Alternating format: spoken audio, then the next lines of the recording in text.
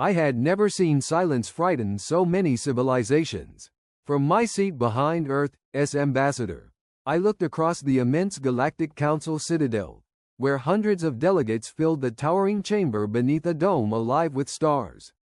Species older than human history whispered among themselves, their translators struggling to keep pace with anxious conversations. Normally, these sessions revolved around trade, borders, or diplomacy. Today, fear united them all. At the speaker's command, a holographic map spread across the chamber. Entire sectors glowed crimson as intelligence reports appeared one after another. Several great empires had secretly developed psychic weapons capable of invading not worlds, but minds. Fleets could be resisted. Planets could rebuild. A conquered mind had no battlefield and no warning. The galaxy possesses no proven defense against advanced telepathic domination, the intelligence director announced. The chamber fell completely still. For the first time since humanity had joined the council, I watched the oldest civilizations in existence realize they were no longer afraid of losing wars. They were afraid of losing themselves. I watched the discussion collapse into arguments almost immediately. Delegates who had spent centuries negotiating peace now interrupted one another with open panic. Some demanded inspections of every known telepathic academy. Others insisted that research itself be outlawed before the knowledge spread beyond control. Several ancient empires accused their rivals of secretly funding the experiments already. Trust, the invisible foundation of the council, began cracking before my eyes. The speaker struck the crystal staff again and again until the chamber settled. The proposal before this council is simple, he declared. We must establish a universal defense against psychic warfare before any civilization gains irreversible superiority. Simple. The word almost made me laugh. One by one, the galaxy's greatest minds presented their findings. Neural shielding had failed. Quantum resonance barriers delayed intrusion by only a few seconds. Artificial intelligence could identify mental attacks but could not prevent them. Even species born with natural telepathic abilities admitted that sufficiently powerful psychics eventually overwhelmed every known defense. An elderly delegate from the Lyran Collective slowly rose to speak. In 12,000 years, she said, our people have studied consciousness more deeply than any civilization alive. We regret to report that no mind remains unconquerable forever. Those words echoed through the chamber far longer than they should have. If the Lyran had failed, who else could succeed? I looked toward Earth's platform. Ambassador Helen Carter remained perfectly still, listening without taking notes. She had the same calm expression she wore during routine trade negotiations, as though the fate of every thinking mind in the galaxy was simply another problem waiting to be understood. Around us, however, fear continued to spread. Some delegates quietly discussed surrendering if psychic weapons were ever deployed. Others argued that preemptive war was preferable to living under another civilization's control. For the first time since joining the Council, I realized that the galaxy's greatest weakness was not its technology. It was certainty. Every civilization believed someone else would find the answer. No one imagined that the newest species in the chamber had already begun to think about the problem in a completely different way. I followed the debate in silence, recording every word while trying to ignore the growing knot in my stomach. Around me, delegates spoke as though humanity barely existed. They argued over telepathic shielding, neural resonance fields, artificial consciousness, and ancient psychic disciplines that had been refined for thousands of years. Earth's name was never mentioned. We were too new, too inexperienced, too insignificant to matter in a discussion of this scale. That attitude was nothing new. Since joining the Council, humanity had earned a reputation for emotional instability. The archives of our species were filled with wars, revolutions, and centuries of violence against ourselves. Many civilizations viewed those records with quiet horror. To them, emotions were weaknesses that should be mastered. To us, they had always been something to survive. A delegate from the Aris Dominion finally glanced toward our platform. Perhaps, he said with polite amusement, our younger members have observations. Several representatives turned to look at us. I recognized curiosity in a few faces, but far more wore expressions of restrained skepticism. A civilization that had reached the stars only decades earlier was hardly expected to contribute to a problem that had defeated races older than recorded human history. I looked at Ambassador Helen Carter. She had not spoken once since the session began. Her hands rested calmly on the polished desk before her, her expression impossible to read. She listened to every argument without interruption, as though assembling pieces of a puzzle no one else realized existed. One delegate quietly whispered, believing our translators would not detect it. Humans are among the least suitable candidates for psychic resistance. Another answered with a faint laugh. Their history proves it. Such emotional creatures would collapse almost immediately under direct mental pressure. Several nearby representatives nodded in agreement. I felt heat rise in my face but remained silent. It was not my place to argue. Ambassador Carter simply lifted her eyes toward the speaker. For the first time that day, I saw the faintest hint of a smile. Not one born of arrogance. One born of certainty. She was waiting for the right moment to speak. The speaker slowly turned toward Earth's platform, his expression unreadable beneath the shifting bands of light that flowed across his ancient face. The chamber settled into an uneasy silence. Hundreds of eyes, lenses, sensory organs, and telepathic receptors focused on Ambassador Helen Carter. I felt my pulse quicken. For the first time since the emergency session had begun, humanity was no longer invisible. Representative of Earth, the speaker said calmly, "Does your government wish to address the council?" Ambassador Carter rose without haste. She straightened the sleeves of her dark uniform, glanced once across the immense chamber, and folded her hands behind her back. There was no dramatic gesture, no attempt to command attention. She simply waited until every whisper faded away. "I believe," she began, her voice steady enough to carry through the hall without effort, "that this discussion is founded upon a misunderstanding." Several delegates exchanged puzzled looks. The speaker inclined his head. "Please explain." She nodded. "You are searching for a way to build an impenetrable mind." A few representatives murmured their agreement. "You assume that victory belongs to the civilization whose thoughts cannot be entered." She paused for only a heartbeat. "You misunderstand the human mind." The words echoed through the chamber. I saw confusion spread across dozens of faces. One delegate actually frowned, as though trying to determine whether the translator had made an error. Ambassador Carter continued before anyone could interrupt. "Our greatest strength is not that we do not suffer." Her eyes slowly swept across the council. "It is that we survive suffering." Another brief silence. And then, she said quietly, "We keep moving forward." No holograms appeared. No scientific data followed. No equations. Only those simple sentences. Around the chamber, expressions shifted from curiosity to disbelief. I could almost hear what everyone was thinking. This was not evidence. It was philosophy, an emotional answer to a scientific crisis. Yet Ambassador Carter remained perfectly calm. She had said exactly what she intended to say. Nothing more, nothing less.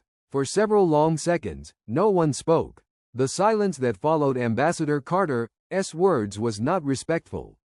It was uncertain. Delegates looked at one another as if waiting for someone to explain the joke they had failed to understand. Then, almost on cue, quiet laughter spread through the chamber. It began with the younger representatives. Soon, even several elder races joined in. "A remarkable speech," one delegate remarked, amusement coloring every word. "Poetic, certainly. Unfortunately, psychic warfare is governed by neuroscience, not optimism." Another representative raised all four hands. "Pain tolerance is admirable, human ambassador, but no amount of courage prevents a telepath from reaching the mind." A ripple of agreement passed through the council. I remained seated, forcing myself not to react. Their criticism was measured, almost polite, yet every sentence carried the same assumption. Humanity simply did not understand. Then another figure rose. Unlike the politicians surrounding him, He wore no ceremonial robes. His dark uniform was marked with silver insignia representing the Imperial Academy of Cognitive Sciences. Even before the translators announced his name, whispers spread across the chamber. Dr. Elias Vaughn, the greatest telepath the Empire had ever produced. Legends surrounded him. Entire criminal organizations had surrendered after a single conversation with him. Military officers claimed he could detect deception before a speaker finished a sentence. Some even believed he could walk through memories as easily as others walked through corridors. He regarded Ambassador Carter with genuine curiosity. "Representative of Earth," he said evenly, "your confidence is intriguing." He clasped his hands behind his back. "You claim humanity possesses unusual psychological resilience." "Yes," Carter replied. "Then allow us to test that claim." The chamber became perfectly still once again. "I volunteer," Vaughn continued, "to conduct a full psychic examination before this council." His voice remained calm. "If the human mind truly differs from every other known species, we shall discover why. And if it does not," he allowed the sentence to fade, "then the galaxy will finally understand humanity's limitations." No one objected. Many smiled. They believed the outcome was already certain. The council accepted Dr. Vaughn's proposal without hesitation. One after another, delegates activated their voting panels. Green lights spread across the chamber in widening circles until the speaker struck his staff against the crystal floor. "The motion is approved." A low murmur followed the announcement. Some representatives leaned toward one another, already speculating how quickly the examination would end. Others appeared genuinely excited. Public psychic evaluations were extraordinarily rare. To witness the Empire's greatest telepath at work was considered a privilege. I glanced at Ambassador Carter. She showed no disappointment. If anything, she looked relieved. "Representative of Earth," the speaker said, "does your government consent to the examination?" "We do," she answered without consulting anyone. The response surprised me. I instinctively leaned closer. "Ambassador," I whispered, "shouldn't we at least request time to prepare?" She looked at me briefly. "We already have." Before I could ask what she meant, Dr. Vaughn spoke again. "The subject should not be a diplomat." Several delegates nodded. "Diplomats are trained to control their emotions. I require an ordinary human mind. Someone whose memories have not been carefully rehearsed for public life." The request spread another wave of whispers through the chamber. The speaker folded his hands. "Can Earth provide such an individual?" Ambassador Carter answered immediately. "Yes." She touched the communicator resting against her wrist. "Our representative is already waiting aboard the USS Horizon." I frowned. USS Horizon? No one had informed even the diplomatic staff that another human had been brought to the Citadel. Carter deactivated the communicator. "His name is Mason Brooks." She offered no further explanation. "Only that name." Across the chamber, Dr. Vaughn inclined his head politely. "I look forward to meeting him." His tone carried confidence rather than arrogance. He genuinely believed this examination would settle the debate once and for all. Most of the council shared that belief. They expected to witness the collapse of a fragile human mind beneath disciplined telepathic pressure. None of them imagined that the true experiment would begin the moment Dr. Elias Vaughn stepped inside humanity's memories. Aboard the USS Horizon, I finally met the man whose name Ambassador Carter had spoken so calmly before the entire Galactic Council. Mason Brooks did not look extraordinary. He stood near the observation window with a mug of coffee in one hand, watching the Citadel drift beyond the glass. He wore a simple naval intelligence uniform without ceremonial decorations. His posture was relaxed, almost casual, as though he were waiting for a routine briefing instead of preparing for the most important psychological examination in human history. When Captain Elena Ramirez entered the room, Mason placed the mug on the table before she had spoken a single word. "The council approved it?" he asked.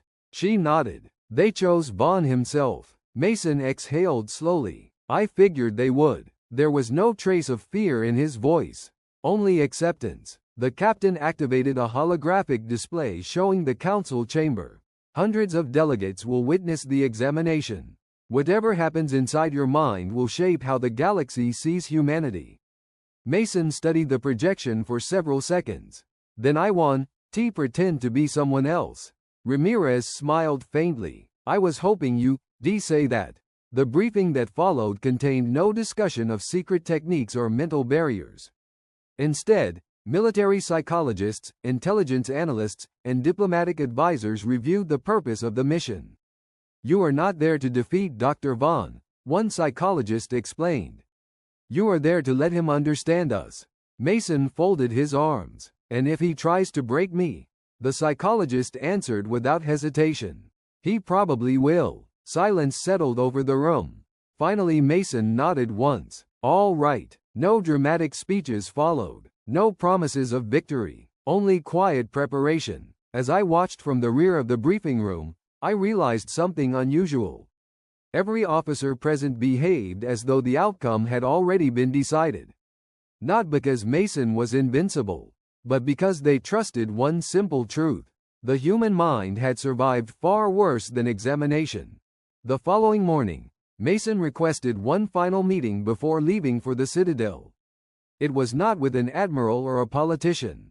Waiting for him inside the medical wing were 3 neuroscientists, a military psychiatrist, and an elderly woman whose work on trauma recovery had shaped human psychology for decades.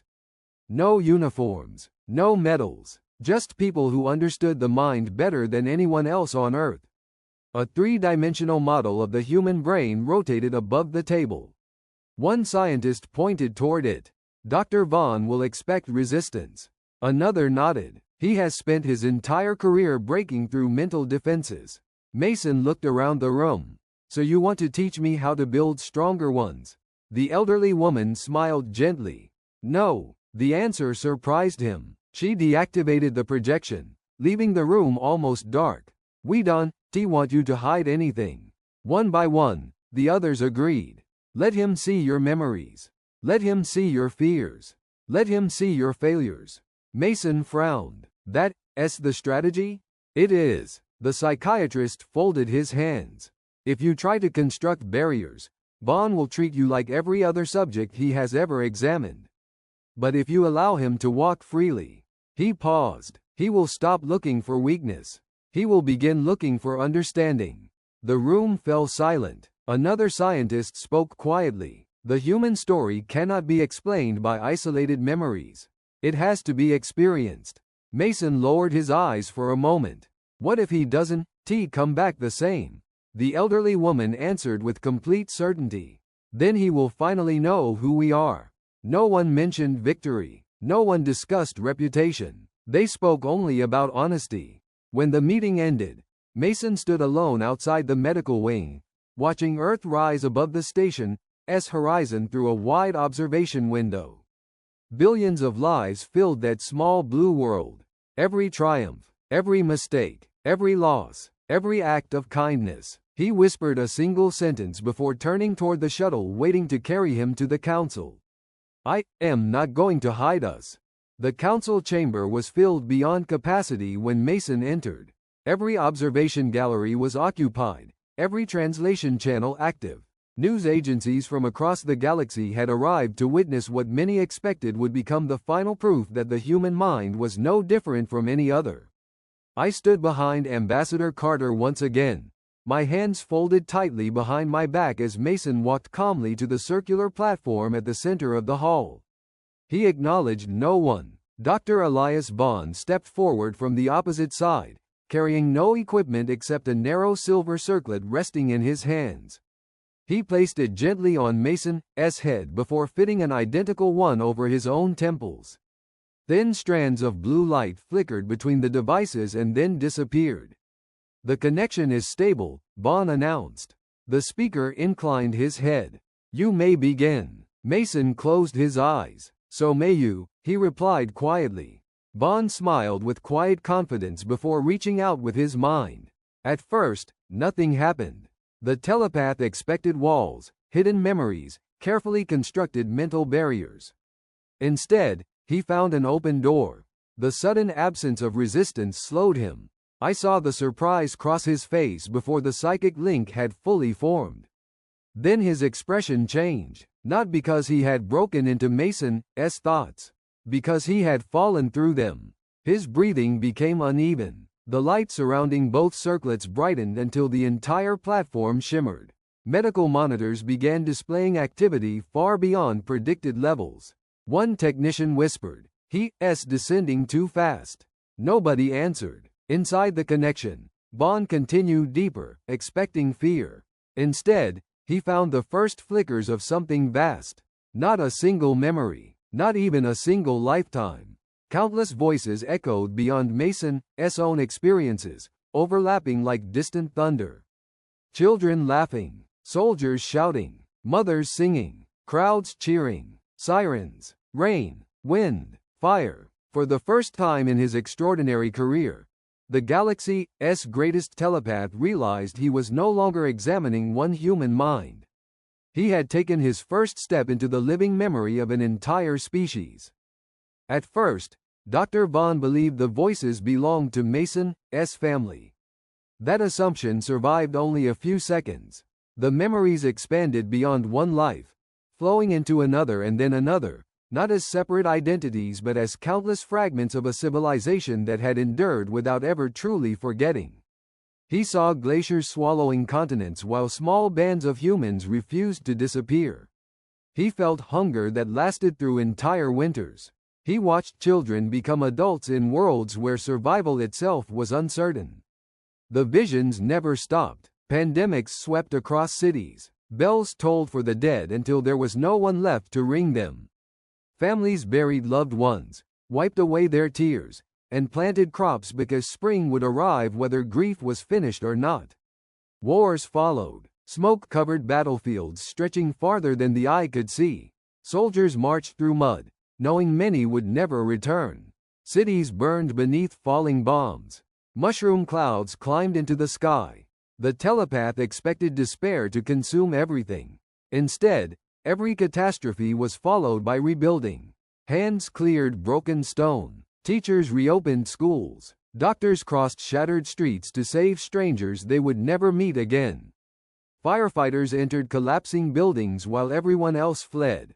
Parents gave away their last food so their children could eat. Engineers designed stronger bridges where old ones had fallen. Scientists searched for cures while epidemics still raged. Again and again, humanity refused to remain broken. Dr. Vaughn pressed deeper, desperate to locate the flaw hidden beneath this endless chain of suffering. He found funerals. He found laughter afterward. He found unbearable loss. He found birthdays celebrated only months later. The contradiction became impossible to reconcile. No species should have endured so much without collapsing into permanent hatred. Yet every memory whispered the same truth. They mourned. They healed. They continued. Standing outside the psychic link, I watched sweat form across Vaughn's forehead. His breathing had become ragged, and the medical monitors flashed warnings in rapid succession. The greatest telepath in the galaxy had entered the human mind expecting weakness. Instead, he had become lost inside humanity's refusal to surrender. Without warning, every light inside the council chamber shifted from white to crimson. A deafening alarm echoed through the citadel. The psychic examination did not stop. It could not. Unidentified fleet exiting hyperspace. A tactical officer shouted from the command balcony. Multiple contacts. Hundreds. No, thousands. The holographic star map vanished, replaced by a live tactical display surrounding the station. The symbol of the attacking force appeared across the projection. The Crimson Dominion. For decades they had remained beyond the Council's borders, testing defenses, raiding colonies, and vanishing before retaliation could arrive. Now they had come in full strength. Panic swept through the chamber. Delegates abandoned their seats. Security teams rushed toward emergency positions. Military officers barked conflicting orders through their communicators as the first explosions shook the outer sections of the citadel. Raise defensive shields. Launch interceptor wings. Evacuate the civilian sectors. Another impact rippled through the station. Crystal fragments rained from the vaulted ceiling. Still, Mason and Dr. Vaughn remained motionless at the center of the chamber. The psychic link had become too deep to break safely. A medical technician stared at the monitors in horror. "If we disconnect them now," she whispered, "the neural feedback could kill them both." Inside the connection, Vaughn finally realized he could no longer find the way back. Human memories surrounded him like an endless ocean. Every path led to another lifetime, another sacrifice, another generation refusing to surrender. For the first time in his career, fear entered the mind of the galaxy's greatest telepath. "Mason," he called. His voice echoed through the endless memories. "I can leave." The human turned toward him. His expression remained calm. "You went too deep. I know. I don't know the way back." Outside, another explosion shook the council chamber. Emergency bulkheads sealed entire corridors. Warning sirens drowned every conversation. Mason looked toward the distant light that marked the entrance to his own mind. Then back at Vaughn. "You tried to break me," the telepath whispered. "I know. And you, still going to help me?" Mason nodded once. "That's what humans do." Then he reached out his hand. The moment our hands touched, the memories began to change. They no longer surrounded Dr. Vaughn like an endless storm. Instead, they became a path. Mason walked ahead without hesitation, moving through moments that had shaped humanity across thousands of years. Every step carried them past another memory, another sacrifice, another quiet act of courage that history rarely celebrated.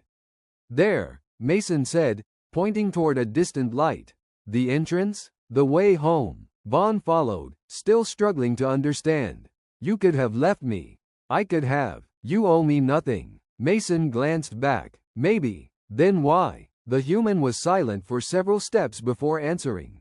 "Because if I abandoned you here, everything you've seen would lose its meaning."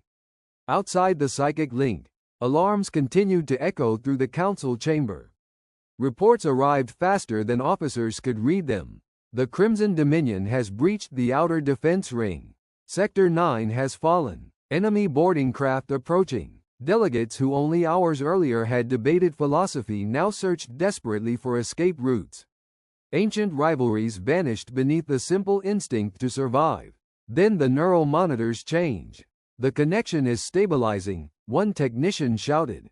"They coming back." A pulse of blue light swept across the platform.